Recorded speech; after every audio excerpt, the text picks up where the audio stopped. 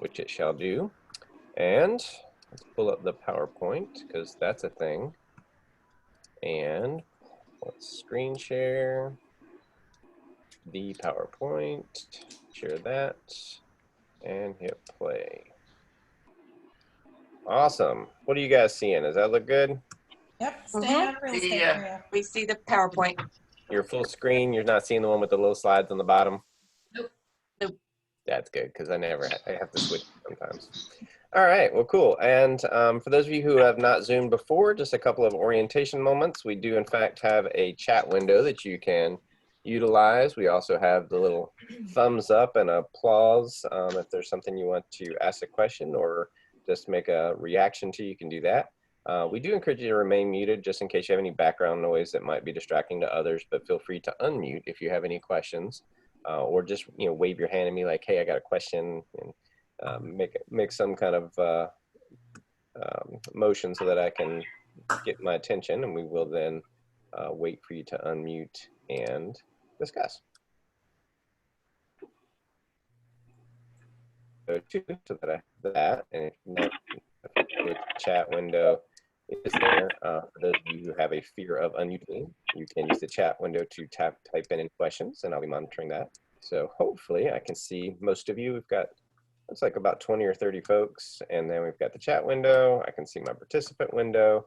Feel free to come and go as you like as well. It's open forum, and the link will be open if you have to step away or come back. So without any further ado, I think we should go ahead and get started as it is 9 o'clock. If you have any questions, let me know now. If not, we're going to go ahead and jump right in. Oh. Baby has a question. Hi, baby. Oh. That was adorable. Oh, my word, precious. I feel the same way on a Thursday morning. So I did want to kind of teach a class today. This is called Staying Out of Real Estate Jail, just because it's a fun name, but mostly it's about topics. As a broker in charge, I see a lot of complaints. I see a lot of real estate commission issues. I hear a lot of issues. I read a lot of case studies, multiple offices, multiple firms, multiple brokerages, and a myriad of different issues. So what I kind of have done is taken a compilation of the hot topics that I have seen over the last 12 months and put it in presentation format. So hopefully this will be good for you guys. Hey, Steven. Yes, ma'am. Real quick, if you guys are not on mute, can you please put yourself on mute so we can hear Steven? Yep, I think I got everybody muted now. Okay, thank you. Yeah, and if, like I said, if you need to unmute, feel free. I'm trying to monitor and watch because I can only see about 25 at a time, so I have to thumb back and forth. But absolutely, yeah, because we want to make sure everybody can hear. Thank you for that. Cool. So let's go ahead and get started. Hopefully, let's click that button. All right, we're good. Whoops. All right, here we go. So first of all, I want to point out there is no actual real estate jail. You don't go to real estate jail. You have 3 governing bodies as brokers in North Carolina. Most importantly is the North Carolina Real Estate Commission. They are the ones who giveth your license. They are also the ones who will take it away. So they're the ones that we're trying to avoid mostly because they have the ability to suspend or revoke your license. So we want to try to avoid them at all costs. Also, we have the NIR Code of Ethics, which if you are a realtor member, you also have to adhere to the Code of Ethics. So that's going to be things about your, usually a little more restrictive in some cases than the Real Estate Commission, but they can control your MLS access, they can control your access to forms. So they have some repercussions there that can be quite harmful. They can also fine you in an ethics hearing. Should you ever go to that, they actually have the ability to fine you up to $15,000, which is a little bit more intense than the Real Estate Commission. And the Real Estate Commission cannot actually fine you. They can just take your license, which is important. So last but not least, either one of these can also put you in a situation where you are in either potentially civil or federal law violation. So those can actually send you to real orange jumpsuit type of jail or other punitive damages that could come from a court action. So brokers can be governed by all of these things, and some of them individually and some of them in combination. But I did want to point out there is no such thing as real estate jail. You could find yourself in real jail though. We're going to avoid that today, hence the name of the topic of our class. So here's the things I have seen that we need to be on the lookout and on the watch for here in at least recent times. All right, so let's talk about deed restrictions and HOA covenants. I'm going to apologize for a whole lot of verbiage on some of these slides. I tried to highlight in red some of the take-home points, but there were some very good conversations and information that I wanted to share with you. So I did kind of break my own rule of not having a lot of words on my slides, and in some cases, I put a lot of words. So apologize for that. But we did have a question. Will the closing attorney or real estate broker furnish me a copy of the declaration of covenants and bylaws for the homeowners association? Well, this is a common issue that has come up. We've mitigated a couple of these cases where brokers may have pulled the deed restrictions and may have missed something, or they did not pull it, or they provided wrong information, or they provided older information that may not be most current. So what does the Real Estate Commission say about this? Well, they say that the broker is not necessarily required to give these things to you, or I'm sorry, the closing attorney, but you should ask for them. And so you should request from your closing attorney the most current copies of any restrictions, bylaws, or HOA. Now, if your real estate broker is going to be assisting you, which hopefully you may be able to have those documents. However, you want to directly consult your attorney and or the HOA, as it is important to get the most current version. I've seen many cases where brokers have pulled whatever they could find. They found the original filings of the covenants that have been amended 15 times over the course of this HOA. So the client was not given the most current covenants and restrictions. So that can be on the broker. I've also seen it the other way where they've searched for it and they found nothing when they actually do exist, and they might be on the old microfiche system before they are in the online record. So we can help them find it, but it's very important that we have a strong disclaimer that I'm going to do what I can as a broker to find what I can and provide you what I can, but you need to consult with an attorney. You need to consult with your legal representative. Those HOA restrictions are a legal document. I'm not going to interpret it. I'm not going to try to explain it. If there's something that you want to do with your property, you need to consult with your attorney to get the most current restrictions to make sure that it is not going to prohibit your intended use. So also important with that is this typically happens after we go under contract. So the title search shows up, and if you know anything, if you've had a lot of closings, the attorney waits like 2 days before closing, and then we do the title search. If this is something of relevant importance to your client, it might be worth reaching out to that attorney to get this done prior to the end of your due diligence. Because if there's something in those restrictions, you need to see it here. There's been several cases. One of them was about a chicken. The home buyer wanted chickens at the property. The broker pulled up the restrictions, said, oh, it's good. There's nothing that says you can't have chickens. Well, they missed a page. Turns out you can't have chickens. Buyer purchased the home, had the chickens, and they got in trouble, turned around and sued their broker. Make sure you are not in a position where you are giving them that information to make those decisions. You're giving them what information you have access to and directly sending them directly to an attorney who can best advise them on the existence of those. Stephen, I have a question. Let's say I got some questions popping up here. What's that? It's great that you're saying like to get the attorney to pull it, like when they pull the title work, but what about when a buyer wants to see the restrictive covenants to make a decision even on making the purchase? Where's the best place to get those? There's no best place, let's put it like that. Some offices have started to compile a share file with some of them. You can actually find them in the Register of Deeds. Typically a deed will reference in its deed description, legal description, as to whether it has any restrictions or governances by HOAs. And so then you can reverse engineer it, which is what an attorney does in a title search. Now, we may or may not find that because we are not title specialists. That's not our expertise. So in your scenario where they want to know prior to making an offer, it might be worth saying, is there something specific you're looking for? Like, do you have a certain size home? Do you want chickens? Do you want horses? What is it you're looking for? Because we might want to have an attorney do a brief look to make sure that that's going to fit your needs. I guess this has always been my biggest problem with HOA covenants is the seller pays HOA dues or doesn't, but they should have the right to get the most recent one and are the most capable for getting the most recent. Yet I have a lot of listing agents that say, no, I'm not going to get those for you. Yeah, and actually Beth asked the same question, that the offer to purchase, the seller can provide that information. If there's any fees or anything associated with getting it, then especially in conjunction with the loan, then the buyer is going to be responsible. I think as listing agents, we can be diligent and say, hey, Mr. Seller, are you a part of an HOA? Do you pay HOA dues? And if so, before we list it, go ahead and call them and get any forms, get any financials, because as a member of the HOA, you are entitled to all these things. So go ahead and get them, and then have that available for the listing, and we'll provide the HOA contact information so the buyers can do their own due diligence, but at least we've gotten it from the horse's mouth. Now, in some cases, and in response to your other comment, Ashley, there is what we might consider a defunct HOA, or maybe even a deed restriction that doesn't come with an HOA, that is going to restrict the use of that particular property, but a homeowner hasn't paid an HOA due. They don't know who the president is. There's no association. There's no enforcement. Those restrictions and bylaws are still imposed upon that property, for usually a period of time. A lot of times they renew or have to be automatically renew in a given period, 15, 20 years.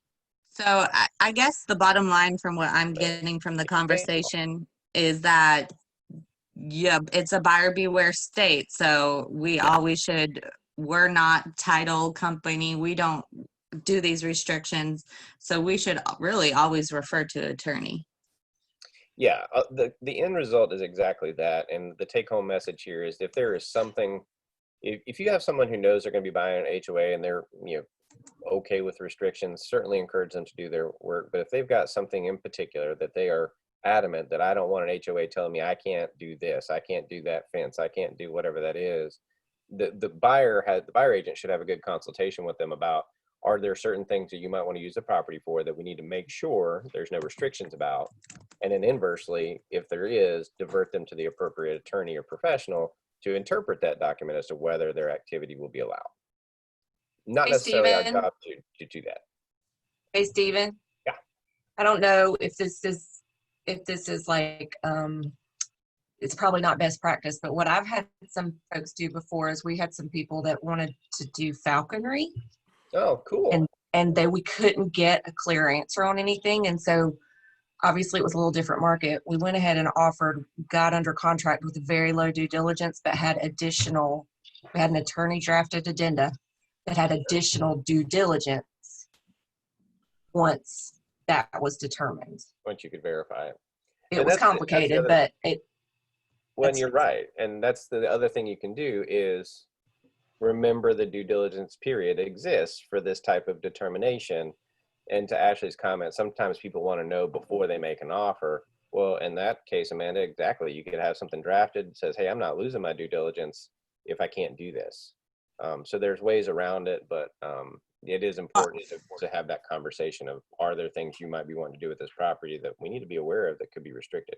And I think that's the biggest thing that agents are not asking is, what are you thinking that you want at the property that the covenants may restrict it?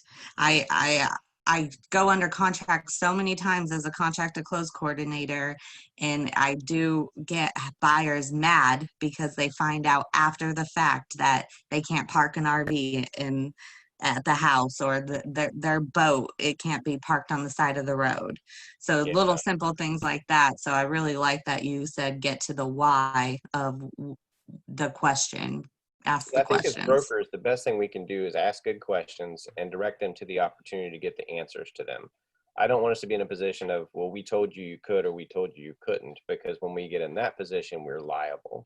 So always try to make sure that, and then I usually would encourage you to do it in writing, that if there is going to be an HOA, there are restrictions, the attorney will pull those for you. If you have specific questions, you need to talk to them about that.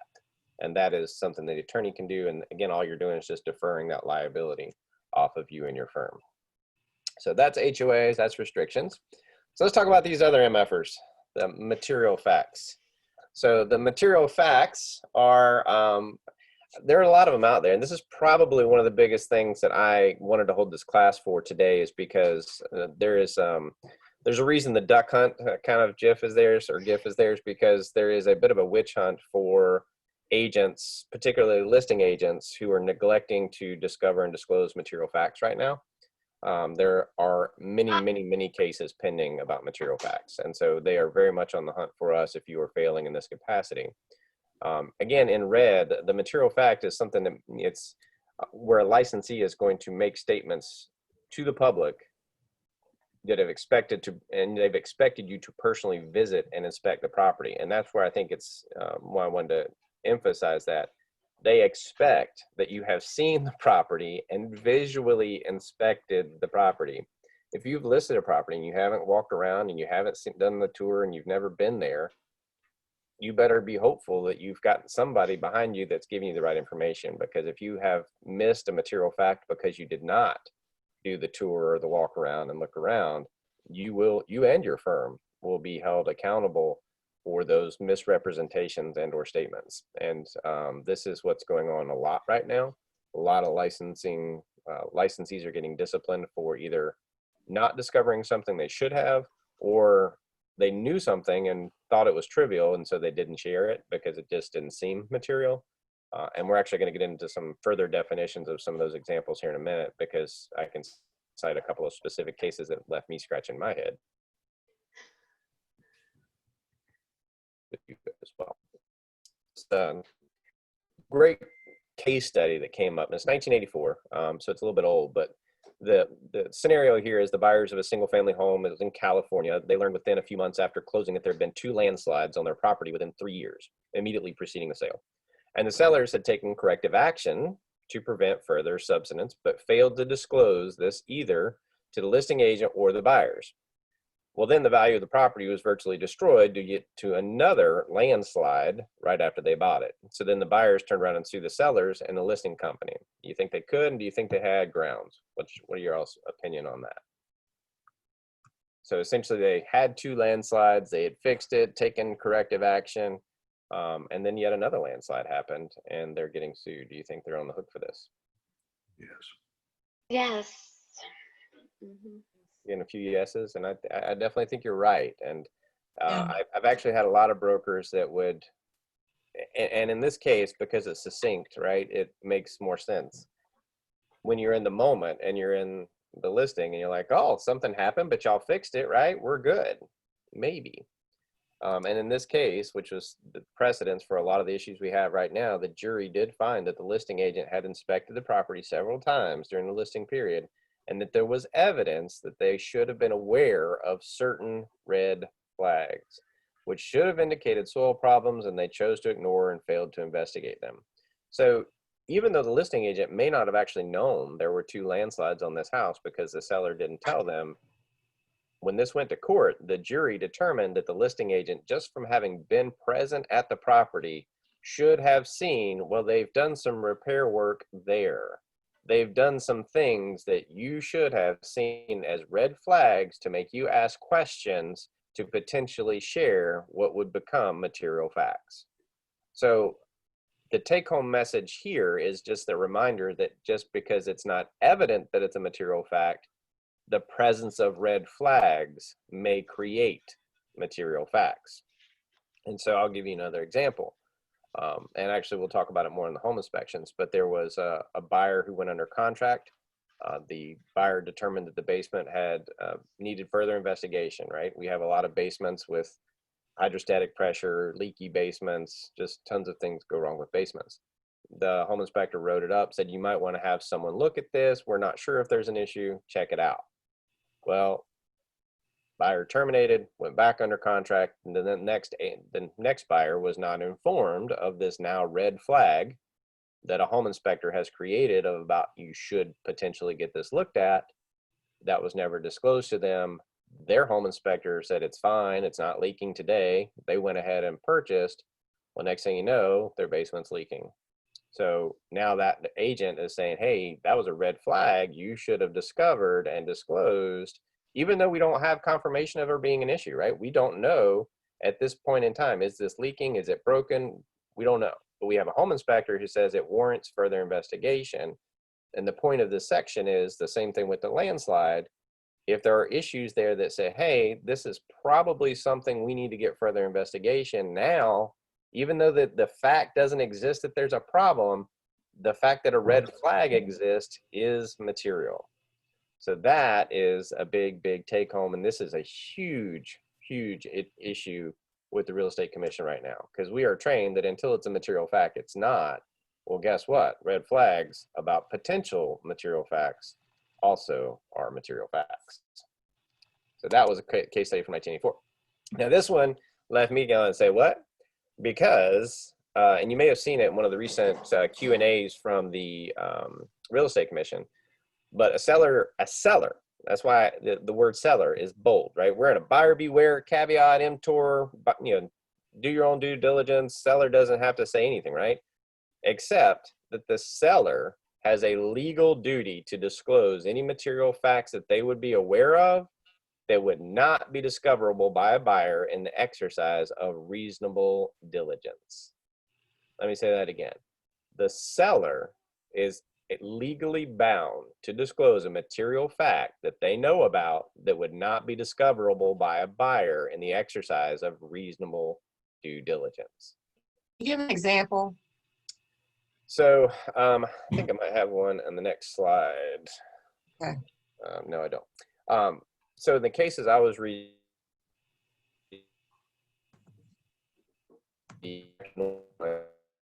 about synthetic stucco, there was a homeowner who had a synthetic stucco application to his house, and it was not really installed well. And around the windows, they had started to rot. They were wood window casings, and they had started to rot. So he had a stucco professional come out. The stucco professional prescribed a rather expensive fix to address the issues correctly. The homeowner said, well, it doesn't seem that hard. I Googled it. And so the homeowner then essentially covered it up, sold the house. New buyer came in, bought it, found out about the issue, turned around and sued the seller and won, because essentially the seller had covered up a material fact that no home inspector would have had reason to look. You can't look behind the stucco. You never would have seen it. So that's one of those things that's completely inaccessible. No reasonable amount of diligence or inspection would have discovered this cover up that the seller was blatantly aware of. So this is the classic bait and switch. I got a huge problem. I put lipstick on the pig and I sell it. So now it's make sure that we tell our sellers, if you are aware of something of this nature, I'm good, right? As broker, I'm good because I can't see it either. But I need to advise you, Mr. Seller, that if there's something you're aware of that you might want to know, or we need to relay to the buyer, you should, because that could leave you legally liable. So. Hey, Stephen, we have a few questions as well in the chat. Yeah. What if a seller does a pre-inspection and makes the repairs prior to listing the property? What should be disclosed? It's a great question. So actually, I think I have some more on that in just a minute. But if it has been repaired, the broker's responsibility would be to inquire of how was it repaired? Do you have receipts? Was it professional? Has the professional done it? And then if it has been satisfied, then it's not material. In this case, how was it repaired? Well, I bought some stucco and I covered it up. Well, maybe we probably need to share that or get a professional out to look at it. Because if I have a confirmed appropriate resolution to the issue, right? It's fixed. It's no longer an issue. The roof leaked, right? The roof was leaking last month. We got a new roof. We're good. That's not anything material that I would have to disclose.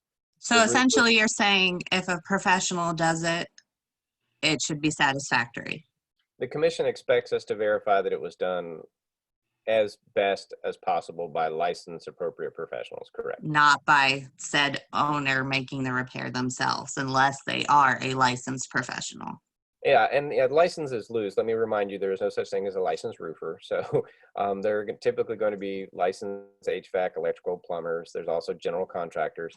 Handyman can do these things too, but I think the overarching theme is we're getting a professional whose job to fix things like this is their day-to-day job. This was not I YouTubed it and figured it out and it turned out perfect. So I think we really need to be diligent in asking more questions. And I think that's what the commission is looking for, is making sure that if there are things that we need to tell people about, we do. If they've been fixed and appropriately fixed, then it's not material. If it's questionable or we can't confirm whether it's been appropriately fixed, then it probably is material. Was there other questions? Carol's Foundation asked a couple of questions about foundation repair. Let's see, foundations are a big one, and actually that's a really great point. And I don't think that any homeowner has the, well, very few, if any, homeowners have the appropriate expertise to repair foundations appropriately. I think in that case, evaluation, if they have had it evaluated or have had it professionally repaired, then I think we're okay. And even still, we'll talk about it in just a second with some exemptions. Structural repairs, even done by the appropriate person, should still be material. I want to come back to that. So hold that thought, because I'm going to address it. But I also want to talk about private roads, because they fall in this material category. And I have a couple of exceptions on the next slide for materials. Before you go to private roads, Yes, ma'am. I know, is this what you were just talking about? Is that a change from sellers being able to say no representation? Yes and no. So you are correct in that a seller can choose no representation. I'm not going to disclose anything. However, the rule is, or the law states, that if there's something, if there is something that is not discoverable in due diligence, so if it would be something that has essentially the seller has covered up, hidden, or in other way, shape, or form,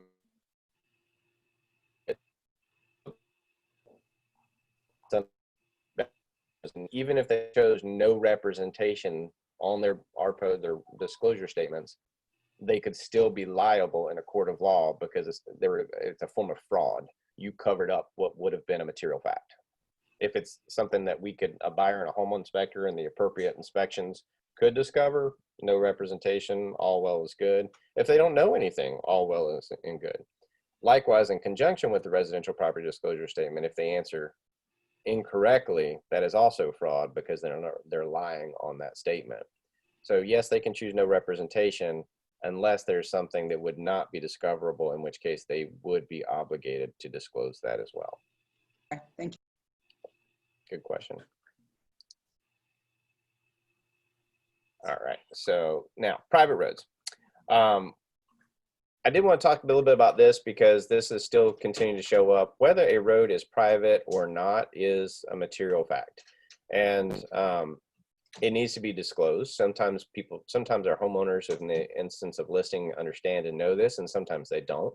I've had several cases where the homeowner thought it was public. Everybody thought it was public. There's no HOA. Turns out, guess what? The DOT doesn't maintain it. Well, if the DOT doesn't maintain it, that means it's private. It could be a 3-mile long gravel road and it's private. It could be a paved cul-de-sac road and it's private. It could be a 1,000-home neighborhood and all the roads are private. Most developers will build the roads to DOT standards, and a certain point of occupancy of the neighborhood, they will try to get the DOT to take it over. But the DOT has to voluntarily accept ownership of those roads. If they do not, they will remain private, which means any of those high costs of repairs would become the burden of those homeowners cumulatively. So that's why it is material. This is from Steve Fussell. He is actually one of the chief CPOs or protection officers for the Real Estate Commission. He says, when listing and selling properties in residential subdivisions, especially newly developed subdivisions, brokers should check on the status of the streets. Well, all new construction are required now by law to issue a street disclosure statement in a new construction.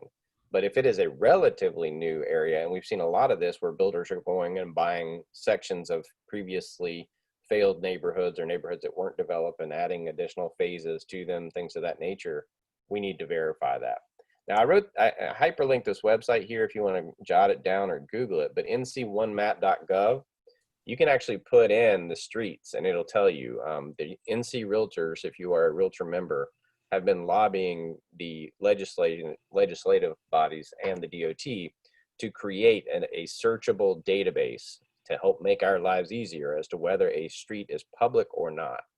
So in this instance, you can put in the street and it will tell you if it's public. If so, awesome. If it tells you it's not public, guess what? It's private in some way, shape, or form, which means the DOT is not going to take care of it. Don't look at the yard sign or the street sign, a brown sign, a yellow sign, a green, does not matter. Always check here. There are many instances where the road signs and things like that are not indicators of whether it is private. So we have to check it. And this is a material fact placed on you, the burden of the broker. You're welcome. Let's see. Beth says, note the plat may state the road is public, but that does not mean exactly. Yeah, so you might actually find a plat. That's a good point, Beth. It says, hey, we intend for this to be public because the developer, when they develop it, wants it to be public. But if the DOT never accepts it, well, guess what? It's still private. All right, so audio video recording. This is another one I wanted to share with you guys. And this is more relevant now than ever. It seems like everything is smart. My phone is smarter than me. My doorbell is smarter than me. My thermostat is smarter than me. Everything is smarter than me. So in the world we live in, it seems that everything can also hear you. And you know this because you talk about searching for, mosquito spray for whatever, and it shows up on your phone and your ads, they're listening. Everything's listening all the time. Now, what I'm saying in conjunction with that is that we cannot be listening. For example, the federal law says it's unlawful for anyone to intentionally intercept, and I should underline oral or electronic communication. So there's actually statutes in North Carolina that say this is a criminal statute. If you are intentionally intercepting oral communication, it is a Class H felony in North Carolina, but it specifically addresses audio. Video, it does not. So you are allowed to, and I think a lot of people think, hey, this is private property. If I want to keep cameras on my property and keep monitoring it, you can 100% knock yourself out. It's legal. The moment you are eavesdropping on their conversations, you are in violation of both state, federal law, and subject to possibly criminal and civil action. And I'm sure the real estate commission is also probably going to jump on that. There are some cases pending on that. I'll let you know how that goes. But there are, in fact, criminal aspects of this. So you have to be very careful.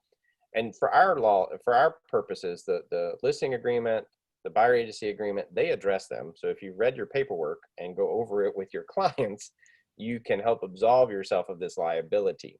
So as long as you know this law, explain this law, and have your agency agreements in place, you should be pretty well documented that you know audio recording is illegal. I've advised you of such. So make sure we just have those conversations rather than just, click, click, click, click here, sign, click, click, click, click here, sign. We need to actually give the paperwork to them and go over what these things mean. Let's see, that was why Mike says that's why I unhooked my Alexa. She was asking me if I wanted to order something I was researching on Amazon and Safari. Yeah, they listen all the time. I have mixed emotions on it. Sometimes I'm like, I'm glad you were listening. You made my life better. And then sometimes you scare me. So, rage against the machines. All right, home inspections. This kind of comes back to that conversation I wanted to reiterate or revisit. So we know home inspections, and home inspections typically are really good at discovering material facts. So it's usually considered confidential between the inspector and the person who ordered it, right? So we've always been told, hey, that's a confidential document. The buyer paid for it. They own it. It's between them and the home inspector. Now, keep in mind that in the next bullet in the red font, once that document has been given, it is no longer confidential. So once the buyer and the buyer agent have given it to the listing agent, the confidentiality of that report is no longer on the table. Also remember that as a broker, you should insist, and on the buy side, that the completion of any repairs requested be done prior to possession or move-in date. I've heard a lot of people say, oh, the repair request survives contract, blah, blah, blah. No. When we're closed, we're closed. The only difference is you may have an escrow agreement in place for repairs to be done post-closing, and you should get those drafted by an attorney because the due diligence repair request is an addendum to the contract. Well, guess what? That contract is over when it reaches fruition, i.e. closing. So now you no longer have an enforceable document because we're closed. So we would love to get everything fixed and inspected and satisfactory prior to move-in. If we cannot, we need to get an attorney to draft an agreement that says post-closing, we're all in agreement, this will happen to this degree, or the remedies there too. You're essentially signing another contract for post-closing. So, Stephen, yeah. I do have a question about that because I do see this on due diligence repair requests all the time, where they say a certain repair has agreed to be completed after closing. So you're saying due diligence is not the place to do that. An attorney needs to draft a separate document. So you can put it on the due diligence agreement to get everyone to agree. And also in conjunction with that request, the due diligence repair request says all repairs to be done will be completed in a good workmanlike fashion prior to closing. So if we're not going to get them done prior to closing, we need another agreement, because that due diligence repair agreement only runs until closing. So if there are going to be monies escrowed for repairs post-closing, it's worth the extra few $100s or however much the attorney might charge you to get an escrow agreement drafted that says we're going to put X number of dollars in escrow for said repairs to be done by X contractor up to a certain amount, the remainder of which monies would be released to the seller if there are any. Any further obligation would be belonging to the seller. This terminates within 4, 5, 6 months, so it's not out there laying around for forever. So there's a lot of things that happen post-close that if you don't have a good agreement, it's like, just leave 5,000 in the account until we figure it out. Think that you need to do a video specific on this right here, because I'm serious. Like I don't have a lot to say being a contract to close coordinator, yet I see things fall apart after closing so much because people put on the due diligence repair request, we agree $2,000 to be held in escrow for this repair to be done. And then after it closes, there's fights on how it was completed. They weren't satisfactory to the work.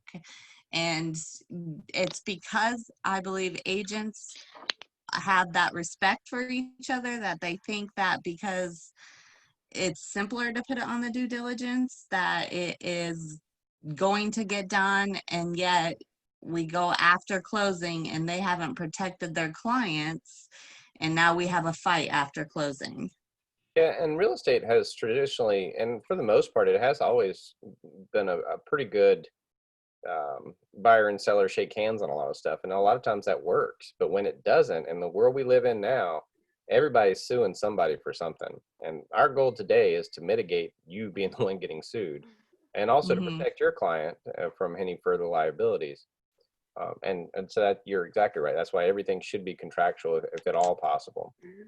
And I also want to reiterate in the fourth bullet point there that the broker does have a duty to visually inspect the property for defects.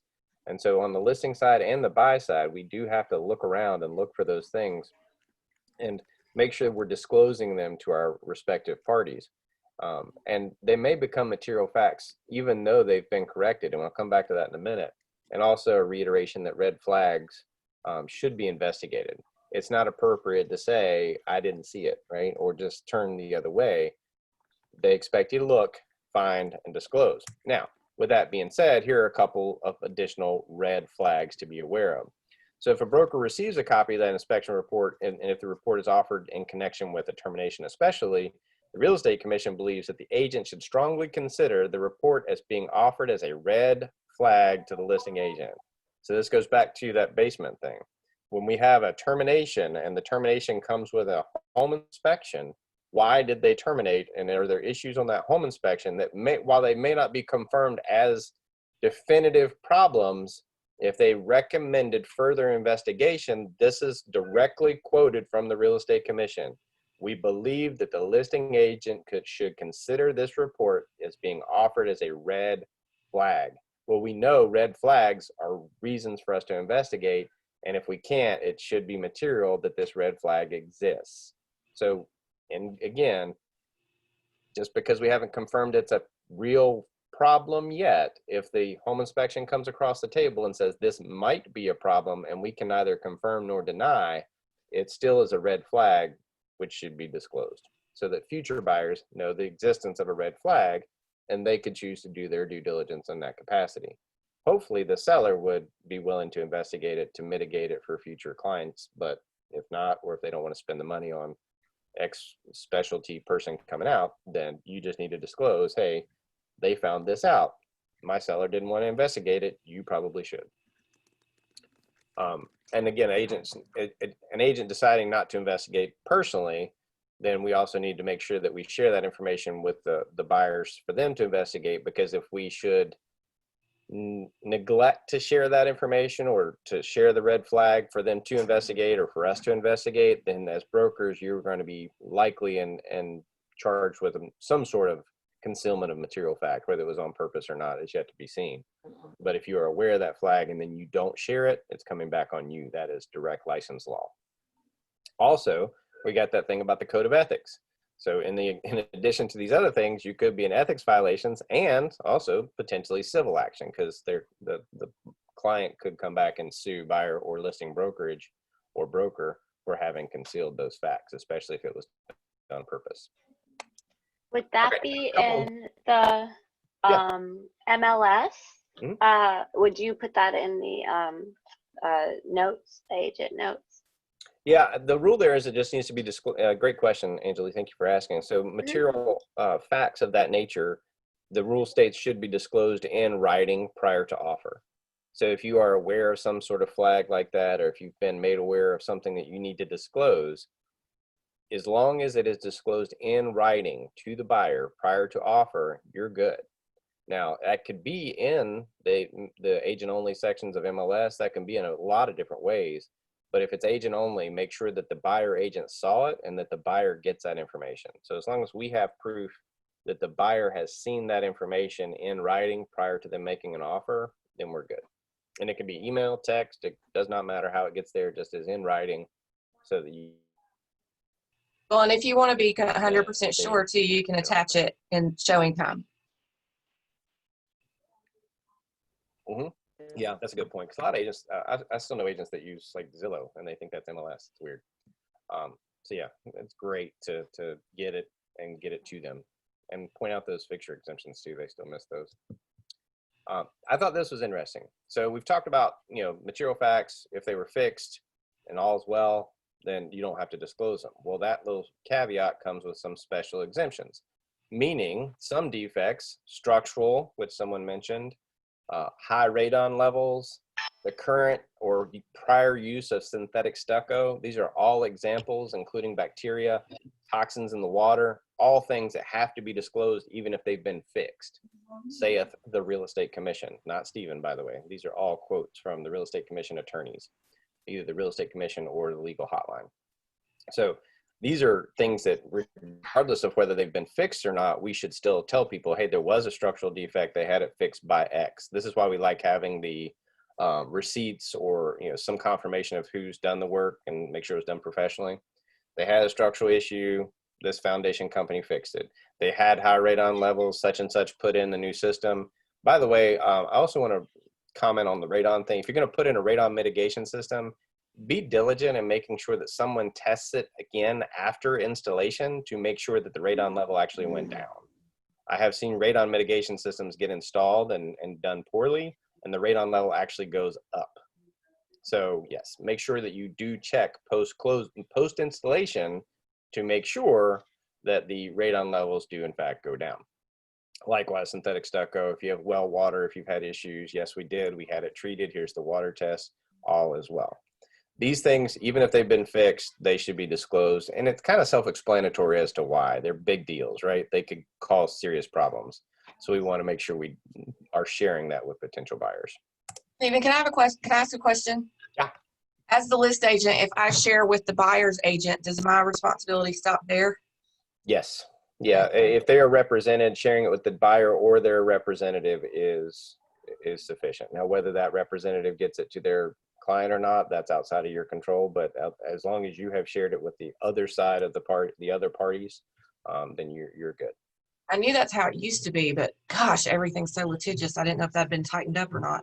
Yeah, as long as you've shared it with the and usually in writing. I'm a big fan of everything in writing. That's the world we live in. Like you said, it's very litigious. So if I have a conversation, I follow up with an email per our conversation. This is what we said. If I have text messages, we save them. Anything we can to keep things in writing and make sure that the goal is when the consumer protection officer or the real estate commission or whomever comes to investigate, the first thing they ask for is, I want all your paperwork, all your conversations, everything you've talked about. They'll give me, if it's terminated before, I want the previous offers, I want the documents for the previous offer, I want the current offer, all of it. So I'm like, cool, here's everything we talked about. So it is very clear that they can read through and find that timeline. Stephen? Yes, Oh, ma'am. sorry. Yeah, go ahead. You said, and polybutylene pipes we have to do Mhm. too if they've been repaired, correct?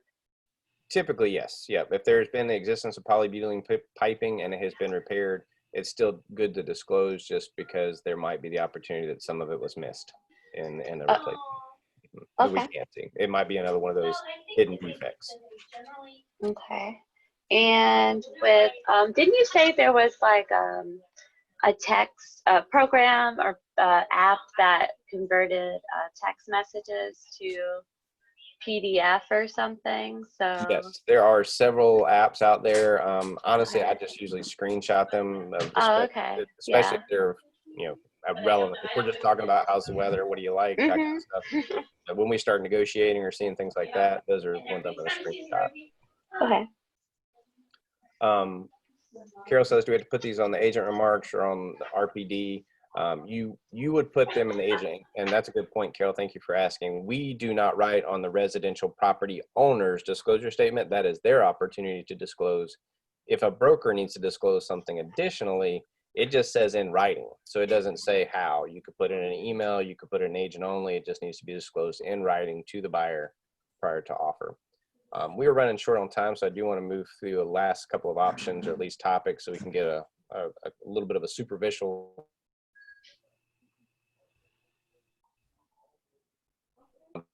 about multiple offers, because this is still becoming a hot topic. Remember to treat all buyers fairly and honestly. If you're going to share information with one buyer as far as are there multiple offers, well, then you should make sure everyone has equal opportunity to compete. If you shared information with one party that might give them an advantage, well, you should share it with other parties so that everybody is fair and honest, and their offers are coming across as such. Remember, material facts are multiple offers are not material facts. If you have a lot of offers, you should have this conversation at the listing appointment. Mr. Seller, we're in a weird market. There's a potential for multiple offers. How do you want to handle this? Here's how I've done it in the past. And you can share examples. You can share how you like to do it. You can share kind of systems that you feel like are relevant. But the end result is your seller has to give you authority and directive on whether or not you can disclose that. And if so, how? Like we've talked about, there's different ways to do that. A lot of agents have systems and things that they feel are best for the seller. That's cool. Not your prerogative to decide for them. You have the conversation. This is what I have done in the past. Would you like to do this? Get their authorization on how that was handled in writing. If you've got a really cool system for this, get it in writing, put it on a form, attach it to your listing agreement, and have them sign it. So now you have a written directive authorized by your seller that says, in a multiple offer situation, this is what we're going to do. Because again, it's not a material fact. It's not something that has to be shared. Most sellers typically are okay with it because they may want to get that, kind of bidding war and get more money. Some of them may not. Some are like, I'm not into that. I'd like this. This is a cash offer, close in 2 weeks. Boom, that's what I want. Or this is a, cash offer, close in 6 months. I'd rather have that. Which is why we also get away from highest and best and just start saying best, because it's not always about the purchase price. Also, the code of ethics hold us to a little bit higher standards. With the seller's approval, if you've got to, of course, on this capacity, have the seller's approval. But if we're asked by an agent, are there multiple offers? The realtor's code of ethics says you should share that information with cooperating brokers. Now, again, if the seller has not given you that directive, you cannot, which is why it's at the listing appointment prudent to have the conversation about how do you want me to handle this? Because if you don't have their directive to share it, you can't. But the realtor code of ethics says that you would, in fact, share that if you were asked by another agent. Also, it's important to note that the buyer has a right to present offers directly to the seller. Now, this happens sometimes as a large firm. We have sometimes agents within our firm and agents outside of our firm, and they're all presenting to a seller that we have represented at our firm. I always like to extend the option of first copying me as the broker in charge so that I can have oversight. But if a buyer agent or a buyer wants to present their offer directly to the seller, we have a system that, they can do that. We might even have the seller set up a dummy email address that says offers at 123 Main Street at Gmail, and the buyer can send it directly to the seller. That way there's never any suspicion that someone in the firm saw it. And I've been privy to this back in the day when we had fax machines, and the offer's on the fax and some other agent picks up the fax and sees what the offer is, right? And so then it's, lo and behold, I got beat by another agent in that firm because they saw my offer on the fax. Now there's a way that, and you can create this opportunity for the buyer and the buyer's agents to feel confident that their offer was presented to the seller in its native format without any potential for interception or compromising those terms. So just have a system for that if you need it, and have that conversation at the listing appointment. A couple other reminders: listing agents are obligated to present all offers, even verbal offers. So if you get a verbal offer, you're still obligated to present those, even though it's not enforceable. You should also be aware that unless specifically provided otherwise, the failure to timely deliver earnest money and due diligence does not break the contract. The contract is binding once it is signed and executed. If earnest money and due diligence are not delivered, then it does not automatically terminate that contract. The seller has to make written demand. They get 24 hours to get good funds. If they do not get the good funds, then the seller can unilaterally terminate. But once we have a contract, it is still a contract until one of the parties terminate. Deliver of monies like that has nothing to do with it. Drafting does constitute the unauthorized practice of law. I would remind you that drafting is open for interpretation. The goal here is to never add any language, even in the blanks, on your offer to purchase if you can, because anything that creates ambiguity in the contract could be perceived as unauthorized practice. You have now changed the context of what you're supposed to do. Most common I see here is in the assessment section, where it says buyers to pay pending assessments, and it says none known, if so, seller to pay. Well, you just modified the term of the contract by saying none known, if so, seller to pay, because the contract says the buyer's paying it. So you have to be very careful with what we put in those blanks. Love letters for multiple offers or in offers in general, this is to be used with caution. They're not illegal. They're 100% okay, but most of them and almost all of them I have ever seen are going to flirt with fair housing violations. And if you are privy to this process, you too are going to be liable for federal fair housing violations. For example, if the seller decided to accept a contract because the buyer was from Canada, the seller's beloved home country, that seller could be in violation, again, national origin.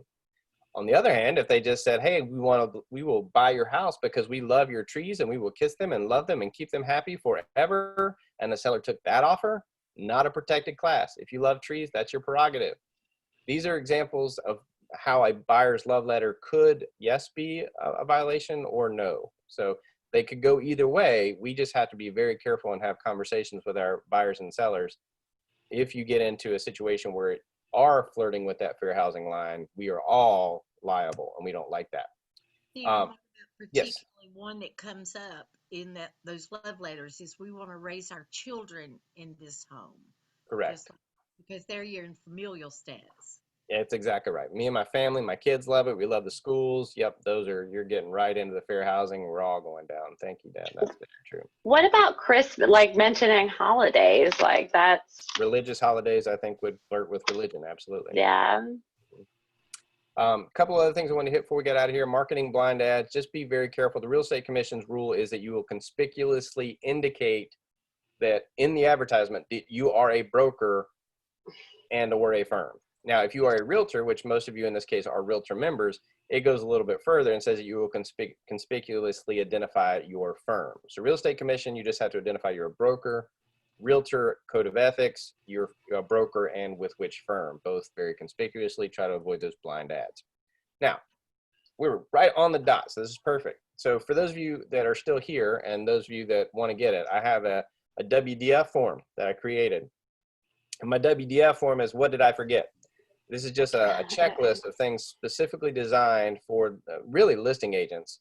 But if you are listing a property, these are the common things that people forget to look for when I'm listing a property that would likely fall in the category of material should you not check these options. So for example, the tax card, the register of deeds, did you pull the deed? Are the appropriate parties on the deed? Did you check the GIS? Were there any flood zones? Did you check the NC flood maps, which are built into most of our MLS systems now, which is fantastic. Even if part of the property is in a flood zone, not the residence, that is still material and you need to disclose it. Did you check with the health department? Is it on sewer? Is it on public? Did you even check? And if it is on septic, did you get a permit? Is there one in existence? Document where you did your due diligence to check it out. Even having an email where we check that out. Is it on well? Is it on public water? Is there an HOA? Are there any fees? Are there restrictions? Is the homeowner current on their dues? Is there DOT, of course, the flood maps, the DOT, is it private, is it public?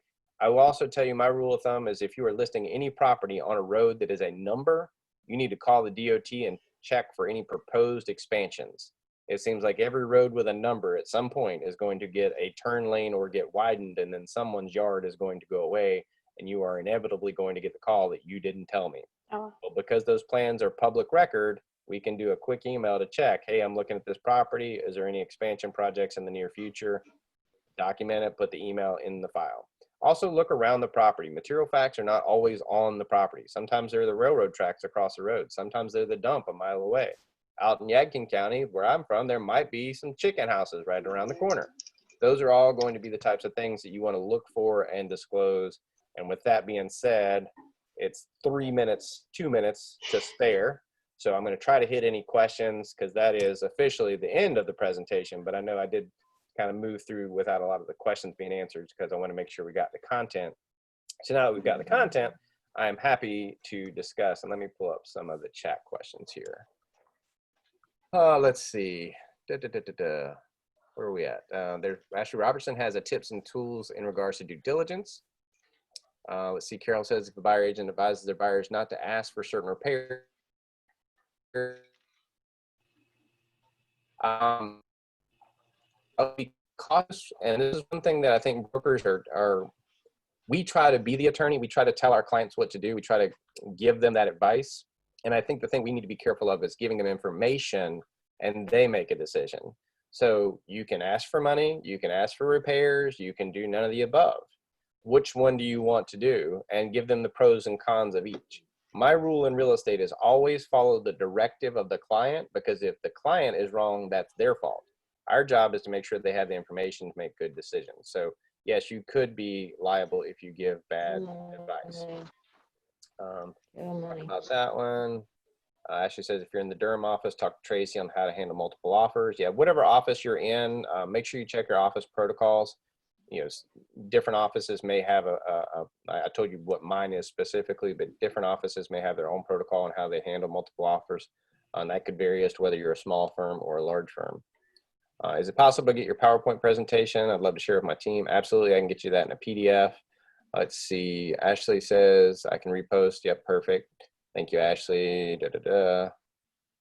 Mike says, if seller asks not to see the love letters, does the listing agent have to present with the offer anyways? And if I see the letter clearly violates, can I not present it? I would definitely say if the letter is in violation of fair housing, I would probably not present it and advise the client that if I present it, I would be participating in violation of federal fair housing laws.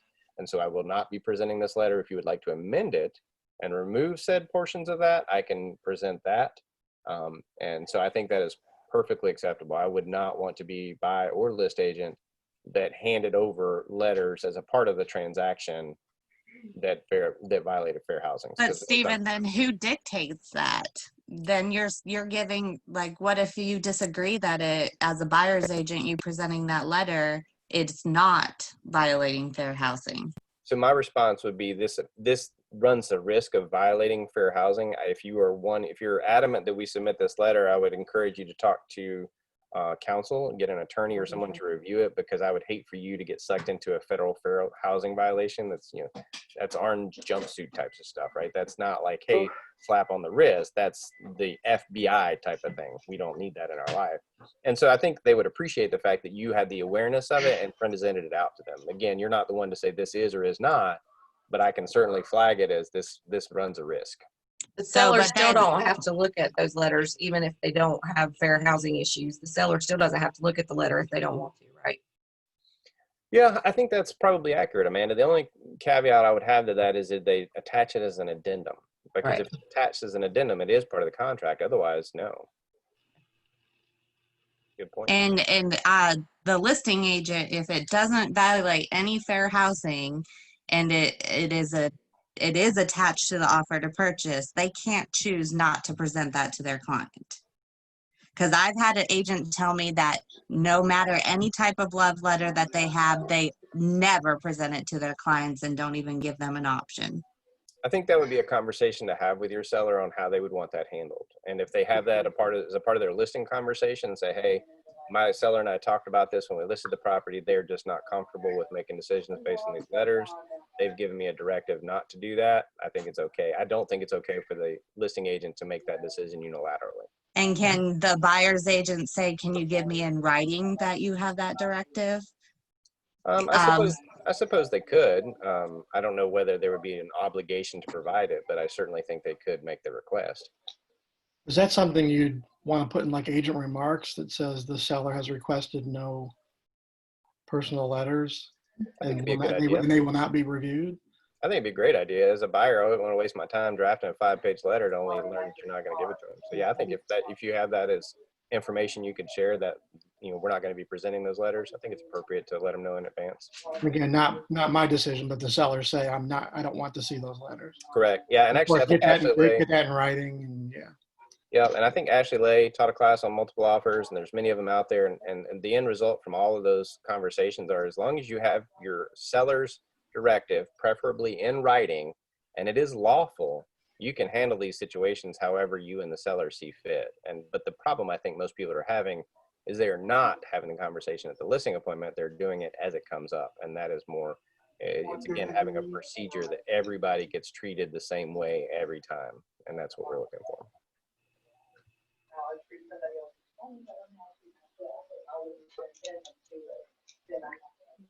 Now, as it's about 10 o'clock, a couple minutes past, I do hope this was helpful and hit some big rocks that maybe will help keep you out of real estate jail. And if not, keep on rocking on and do the best you can. And This was hopefully great. we won't see you on the back of the bulletin.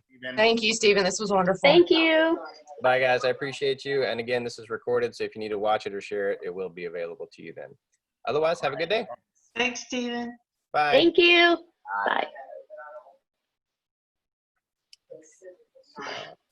Share Error. and stop the recording.